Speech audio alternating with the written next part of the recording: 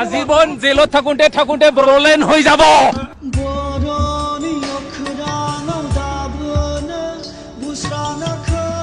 जायफ्रा गोबाव सम दावहा नांनानै हारिनि थाखाय जिउ जोब्बाय बिथांमोननि थाखाय जों 10%बो मुंख्लंफोरनि नामाव 5 लाख चेकखौ जों नाथाय बेबादि जानो नाङा। बिराद दुखुनांथाव ससियेल मिडिया गाबलाबायबाय थानायखौ जों नुनो मोनबाय।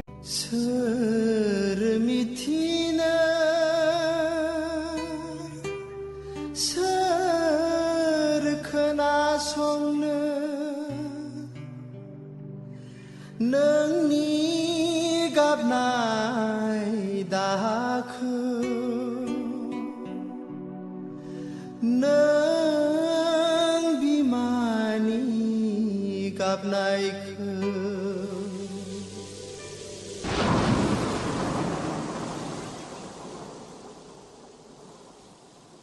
बेयाव मोजां आरो गाज्रिनि मोनसे रिजाल्टआ ओंखारगोन नाथाय जों बेखौल' लुबैयो जे अरायसम सारनि रिजाल्टआ खौराङा जेन मोजां जायो बेनि थाखाय जों बे केन्डेल लाइटखौ बे समाव जों प्रग्रामखौ लादों आरो बेजों लोगोसे थाबोबावनाय जोंहा गोबां दावहारु बिथांमोन दङ बिथांमोननि थाखायबो जों बे समाव बे केन्डेल सावनायजों लोगोसे गोजोनखौ हामलायनानै सारमोननिसिम गोजोननि थाखाय जों मोनसे आर'ज लादों।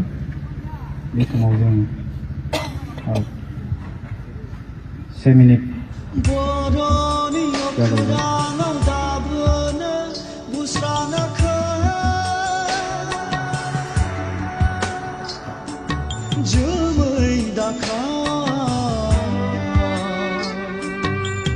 दावखा बिदों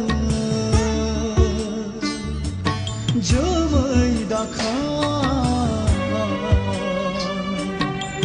दावखा बिदों रनि अखोराङाव दाबोनो long live ex-NDP United Forum long live Ranjan दैमारि सार long live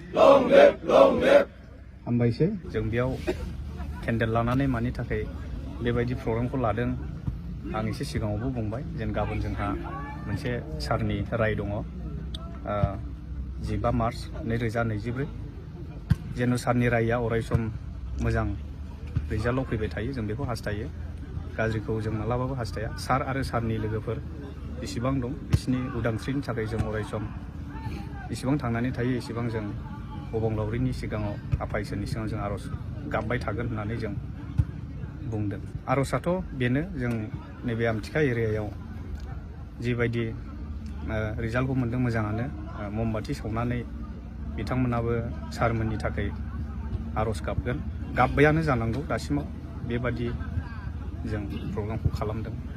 जों ex-NDP इउनाइटेड फराम जानानै अल बिटिआर बे प्रग्रामखौ लादों। जों खोनानाय मथे स्पेसियेलि सारनि थाखाय जागोन गाबोननि रायआ जों बेखौनो लुबैयो सारनि रायआ जेन मोजाङाव फैयो। बिनि थाखायथ' जोंनि जिनाखि थानाय सरकार बिथांमोना माखासेनि केसखौ फ्राय जोब्बाय माखासेनि जोबगोन होननानै बुंबाय थादों। जों फोथायदों बिसोरनिखौबो जों फोथायनांगोन जेन बिथांमोनाबो थाबनो उदां अख्राङाव फैनानै जों बायदि जेन उदाङै थानो हायो। जोंथ' बिसोरखौ मानसिङा बायदि साननानै नाख्लायनानै दोननो हाया बेनि थाखायनो जों वेलकाम खालामो थाब जोबनांगौ। आरो बेजों लोगोसे आं मोनसे बुंफाबावनो लुबैबाय जायफ्रा गोबाव सम दावहा नांनानै हारिनि थाखाय जिउ जोब्बाय बिथांमोननि थाखाय जों 10%बो मुंख्लंफोरनि नामाव 5 लाख चेकखौ जों मोनाखै होननानै जों नुदों बा खोनादों नाथाय बेबादि जानो नाङा। बिराद दुखुनांथाव ससियेल मिडिया गाबलाबायबाय थानायखौ जों नुनो मोनबाय खिन्थु जों गोजोननाय गैया। बेयाव जोंनिया एनडिपिनि नामावनो जा बा बर'लेण्डनि मुङावनो मुंख्लङानो जाया मानो बयबो जेन मोनो आरो न'खराव थांनानै थानायनि माबा मोनसे राहा जायो। रिहाबिलिटेसननि बेलायावथ' आवगायदों ex-NDP इउनाइटेड फरामा मोजाङैनो जोंनो रिजाल्टबो होखाबाय जेनेरेल मिटिं मा मिटिंल' लाबाय दिनैबो मोनसे मिटिं दंमोन बेंटलाव नाथाय दुखुनांथाव बाथ्रा मानसिया एसे खम जानायखाय सारमोनखौ थोनहरफिननाय जादों। बिसिनिफ्राय जोंहा दिनै मोनसे मोजां रिजाल्ट दङमोन आरो बेंटल कमिउनिटि थुक्राझाराव लादोंमोन जों। Diarnabla long live. NDP long live. Diarnabla long live. Ex-NDP United Forum long live. Ex-NDP United Forum long live.